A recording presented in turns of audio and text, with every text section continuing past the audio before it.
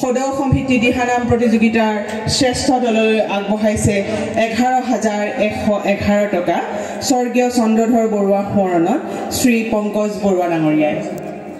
তেখেত এজন আমাৰ ডিগবৈৰ বিশিষ্ট ব্যৱসায়ী, সকলো সামাজিক কামতে সদায় আগভাগ লোৱা এজন ব্যক্তি। তেখেতক এখন গলা বস্ত্ৰ আৰু এটা মোমেণ্টৰে সন্মান জনাবৰ বাবে আমাৰ প্ৰতিযোগিতা বিভাগৰ সদস্যা সুকন্যা হাজৰিকাক অনুৰোধ জনাইছোঁ।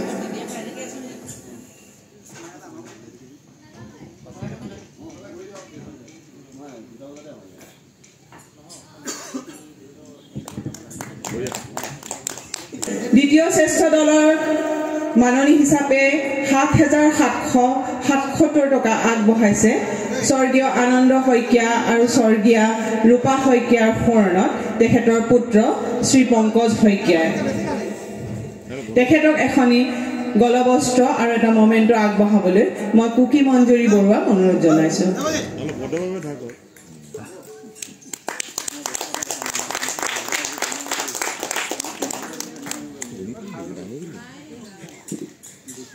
তৃতীয় শ্ৰেষ্ঠ দলৰ মাননী হিচাপে আছিল 5,555 টকা স্বৰ্গীয় ভৱেন সোণোৱালৰ স্মৰণত দাতা শ্ৰীমতী ডিম্পী সোণোৱাল আমাৰ ডিগবৈ পৌৰসভাৰ উপ পৌৰপতি। তেখেতকো সন্মান জনাবৰ বাবে আমাৰ কৰ্মকৰ্তা ইলু বৰুৱা বাইদেউক অনুৰোধ জনাইছোঁ।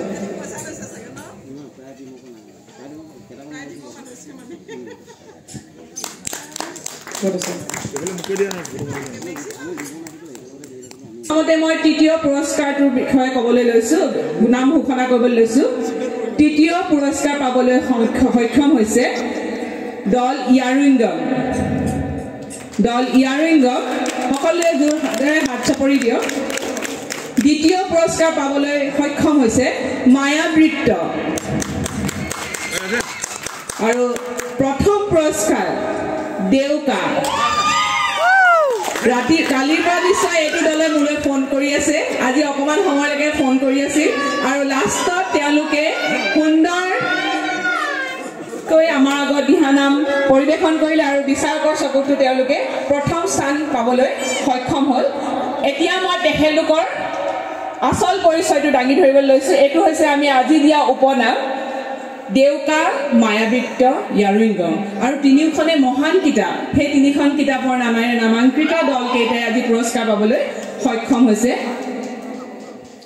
দেউকা হৈছে ডিব্ৰুগড়ৰ সমন্বয় যুৱ শিল্পী সমাজ। মাৰ্ঘেৰিটাৰ উজ্জয়িনী দিহানাম দল মায়াবৃত্ত। ভাদৈ পাঁচালীৰ পিনাক আধ্যাত্মিক দল তৃতীয় পুৰস্কাৰ।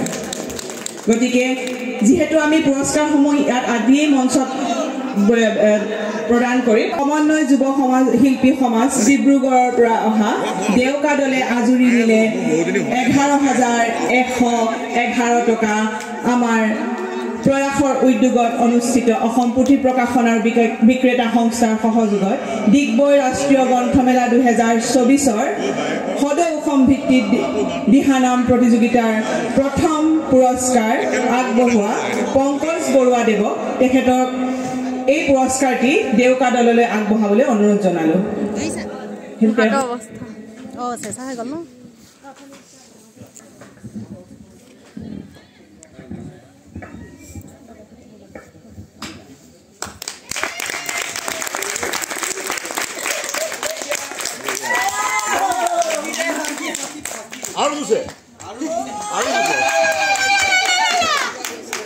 দ্বিতীয় শ্ৰেষ্ঠ দল মায়াবৃত্ত নিশ্চয় উপস্থিত আছে।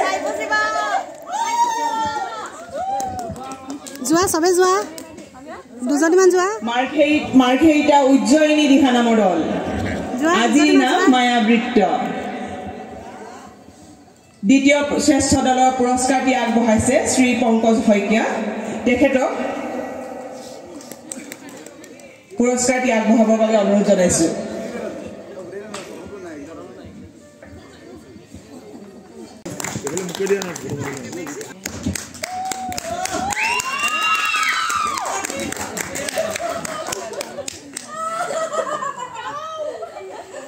তৃতীয় শ্ৰেষ্ঠ দল ইয়াৰিংগম, যিটো হৈছে আজিৰ পৰিচয় পিনাক আধ্যাত্মিক দল ভাদৈ পাঁচালি। তৃতীয় শ্ৰেষ্ঠ দলৰ পুৰস্কাৰটি প্ৰদান কৰিবৰ বাবে শ্ৰীমতী ডিম্পিল সোণোৱাল বাইদেউ আগবাঢ়ি আহিবলৈ অনুৰোধ জনাইছোঁ।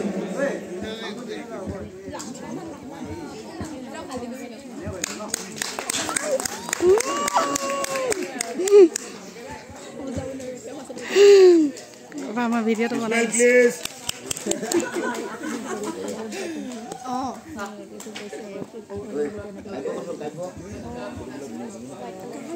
তিনিওটা দললৈ আন্তৰিক অভিনন্দন জনালোঁ। খুব কম সময়ৰ ভিতৰতে আমি বিচাৰকৰ পৰা ফলসমূহ লৈ ঘোষণা কৰাৰ লগে লগে আমি বঁটা বিতৰণ কৰা হৈছে।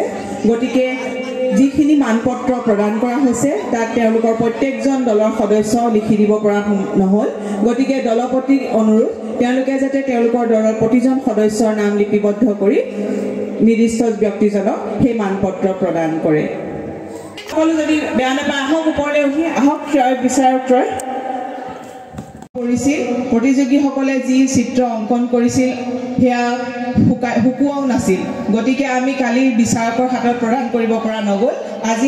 আজিহে আমি সেই চিত্ৰাংকনখিনি তেখেতলোকৰ হাতত অৰ্পণ কৰিছোঁ। গতিকে কাইলৈ আগবেলাৰ ভিতৰত আমি চিত্ৰাংকনৰো ফলাফলসমূহ ঘোষণা কৰিবলৈ সক্ষম হ'ম। আৰু এই 1 তাৰিখৰ পৰা 8 ফেব্ৰুৱাৰীলৈকে অনুষ্ঠিত গ্ৰন্থমেলাৰ প্ৰতিযোগিতাৰ আজিয়েই সমাপ্ত কৰিছে। ধন্যবাদ।